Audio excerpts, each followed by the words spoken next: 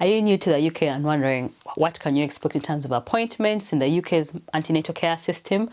So I'm going to be explaining how many appointments you can expect, how many scans do you have, do you see a doctor, do you see a midwife, what are your options for giving birth, can you choose what hospital you go to or only the ones you live close by. Hi guys, my name is Sissy and I'm a mom of 2 and 1 on the way. I am also a Ugandan medical doctor working in the UK, and I remember when I first moved here, first of all I was pregnant and the system, like the antenatal care system, was a bit different, and I remember being a bit surprised by some of the things. The first thing is, what are your options for what hospital you can go to if you want to give birth? So first of all, unlike like GPs where you have to go to a GP that's near where you stay, in terms of giving birth, you can't give birth anywhere. You can't really decide to go wherever you want to.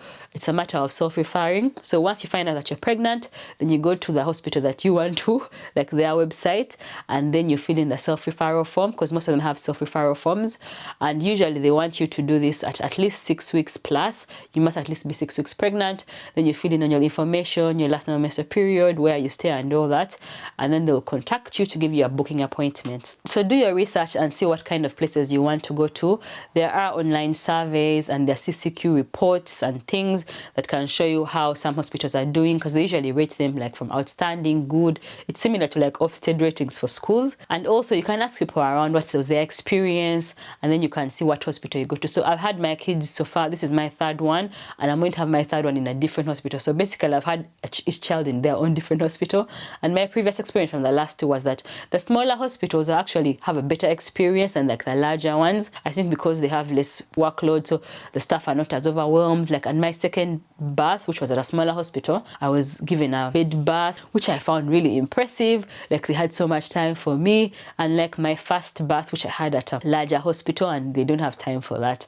Right now I'm having my baby at an even larger hospital, but that's because of my complications and not because of my choice. So do be making sure you do some research and find out from other people. Midwives versus doctors. Will you see a midwife or will you see a doctor? So unless you have any complications, then the antenatal care is midwife led. So that is, you're going to see midwives from your booking appointment and for all the appointments thereafter, unless you have any complications. So for my 1st pregnancy, I only saw midwives till I was in labor, and the labor was not progressing well. Is when they called the doctor to come and see me, and then I ended up having a C-section.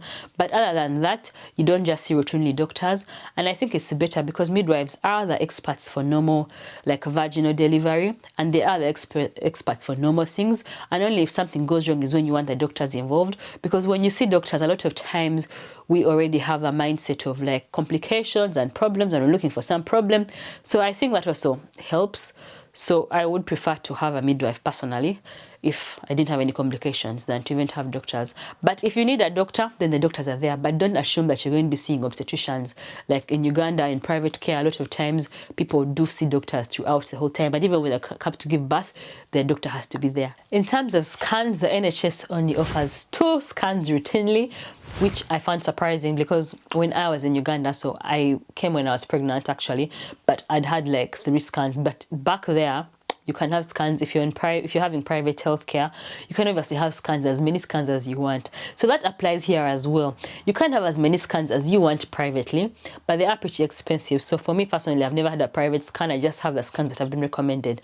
So you have 2 scans. The first one is at 12 weeks or around 12 weeks, and that's to date the pregnancy. So the date of that scan is what they would use as your like pregnancy age. And then the 2nd scan is at 20 weeks, which is the anomaly scan, which is where they find out if the baby is like doing well in terms of their gross anatomy, their kidneys, their liver, their lungs, their brain, all that kind of stuff. So that really is all that you get on the NHS, unless you have any problem, in which case you'll have more scans. So in this pregnancy, I've had about 10 scans because I've been having complications. I will link the previous pregnancy update videos below if you want to go and watch those. So in terms of appointments, it's going to depend on how many pregnancies you've had before. If it's your 1st pregnancy, then you're going to have about 10 appointments. That's with your midwife. If it's more than your 1st and you have no issues, then you're going to have about 7. And I found it a bit strange because at some point I felt like we were just there for ages, you never see the midwife. And but the appointments do increase from about 24 weeks onwards. Then you start to see them more frequently, and then even the closer to birth, the more frequent the appointments. They become like every 2 weeks, at some point even every 1 week, because With my first, I was overdue. After 40 weeks, it becomes like every week you have to go and see the midwife. If there are any issues, of course, then you will have even more appointments, like in my current pregnancy where I've lost count of the appointments that I've had. So in terms of the options for giving birth, we have, you can have a home birth, which I found amazing. You can have a hospital birth, or you can also go to a birth center. So for the home birth, that's if you have no complications. It can be for your first, your second, or subsequent pregnancies. You can have a home birth where the midwives will come to your home and do it from there. I really was hoping to have a home birth. Imagine, I was hoping to have a home birth in this pregnancy, which is not possible. But even my last pregnancy, I hoped to have a home birth, but I ended up having a C-section because my baby was breech. But I find that that option is so good because the midwives do come in with gas and air. So for some pain relief, you can set up your water bath at home, so they can do that. And also, if you need to be referred to hospital, a lot of times they can do it really quickly. They can call and get an ambulance, and you'll be there pretty quick. I think it's really an option that's worth considering, especially if you have other kids to take care of and you can't be going off to hospital. You can just have your baby at home. Alternatively, there are midwife-led birth centers, which usually have like these bathing pools, and it's like more relaxed environment. They don't have really like doctors as much. It's mostly led by midwives. You can have that as well, depending on if your hospital offers that. And finally, you can have a hospital birth. That's if you want to go to hospital or if you have to. So like for me, in my case, I have no choice. So I hope that made it clear. If you have any questions, then let me know in the comments below. If you want to see my pregnancy journey, then I've linked it in this playlist here.